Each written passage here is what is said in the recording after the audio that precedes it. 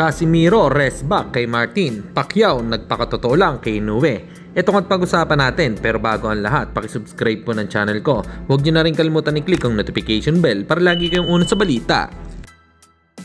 Pag-usapan nga po natin mga kaboxing, kumakalat na balita yung nakapagpabaksak kay Japanese monster Naoya Inoue na si Ramon Cardenas ay may negosasyon daw di umanong nangyayari sa pagitan nila ni Marlon Tapales para sa buwan ng October. So abangan na lang natin ang susunod na update.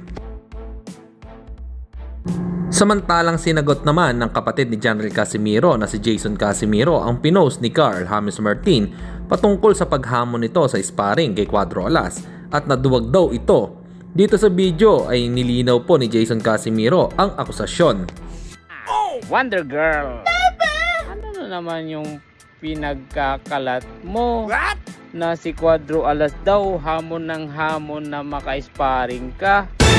Tapos nung pumalag ka na daw, ay natakot na daw si Cuadro Alas. Ano? Hindi mo ba alam na hirap kaming humanap ng maka-spar ni Cuadro Alas kahit binabayaran namin? Kaya yung mga sinasabi mong natatakot si Cuadro Alas, sino naman yung mga naniniwala dyan? At may payo ako sa iyo, Martina.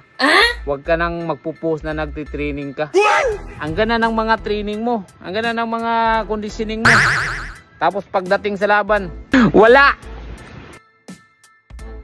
At sa kabilang balita naman tayo mga kaboxing, nang matanong si boxing legend Manny Pacquiao kung sino ang pipiliin nito kay Gervonta Tank Davis or Naoya Inoue, mas pinili nito si Inoue dahil daw sa bilis nito. Ang speed daw ay isang key ng isang boksingero.